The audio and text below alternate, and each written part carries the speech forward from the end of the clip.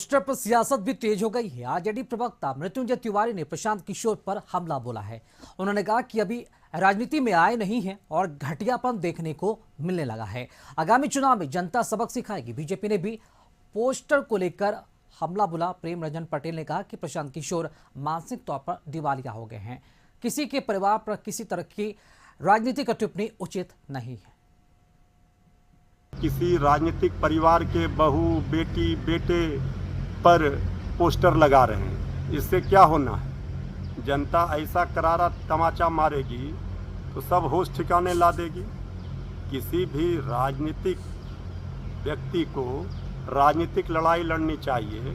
किसी परिवार के बहू बेटे बेटी के बारे में इस तरह का पोस्टर लगाना घोर आपत्तिजनक है और ये बताता है कि किस मानसिकता के लोग राजनीति में प्रकार से वो सबको बनाने की बात करते थे तो लगा कि ये जो ऐसे किसी को बनाते नहीं है। नारे गढ़ने से कोई जो ऐसे बन नहीं जाता है। तो अब कोई पार्टियां इनको हायर नहीं कर रही है, बेरोजगार हो गए हैं, तो अपनी बेरोजगारी के दौर में नई पार्टी बनाने चले हैं। और पार्टी बनाने चले हैं तो उस पार्टी का हल्की हल्की बातें कर रहे हैं, ऐसी तुच्छ बातें कर रहे हैं। मुझे लगता है कि प्रशांत किशोर दिवालिया हो गए हैं।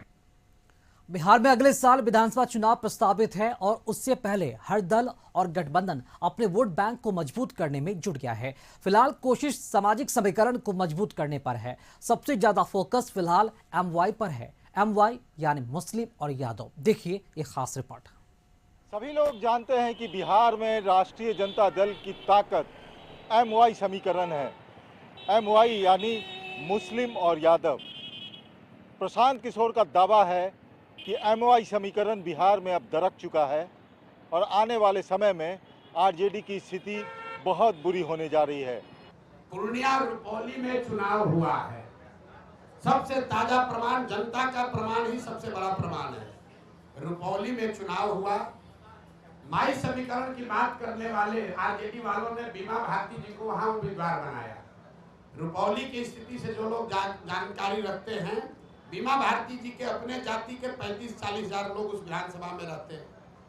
15,000 एमवाई में वाई समाज के लोग, यादव समाज के लोग रहते हैं और 45,000 वहां मुसलमान रहते हैं। तीनों मिलाइएगा तो 1 लाख हुआ। वहीं बीजेपी का भी कहना है कि आरजेडी का एमवाई समीकरण तो 2010 में ही दरक चुका था, लेकिन बीच में ऐसी परिस्थितियां बनी थी कि उनका एमवाई समीकरण एक बार फिर से इंटैक्ट दिखने लगा था। 2025 के विधानसभा चुनाव में पूरी तरह से खत्म हो जाएगी। सुनिए बीजेपी के नेता का दावा क्या है। अरे भाई, दरक तो गया था बहुत पहले। 2010 में आप जरा देख लीजिए कि 22 सीटों पर जो है से सिमट गई थी आरजेडी। राबड़ी देवी खुद जो है हार गई थी चुनाव सोनपुर से और राघोपुर से, जो मुख्यमंत्री रही है। तो दरक तो उस समय भी गया था, लेकिन आज जो है किसी कारणों से जो है फिर उनके साथ जुड़ा है। तो फिर मुझे लगता है कि नरेंद्र मोदी जी का और नीतीश कुमार जी का जब साथ हुआ है और साथ हैं और जिस प्रकार से विकास कर रहे हैं, तो अब पूरी तरह से वो दरक गया है। अब उन लोगों को विकास चाहिए, वो विकास हम सब लोग दे रहे हैं। तो इसलिए अब जो है एनडीए के साथ वो लोग दरकने के बाद जुड़े गए।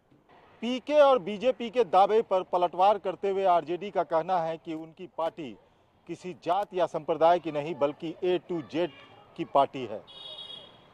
पार्टी प्रवक्ता मृत्युंजय तिवारी का कहना है कि आने वाले विधानसभा चुनाव में बीजेपी और प्रशांत किशोर जैसे लोगों को यह देखने को भी मिल जाएगा। देखिए, और इसी खबर के साथ इस बुलेटिन में फिलहाल के लिए इतना ही। देखते रहिए कशिश न्यूज। नमस्कार।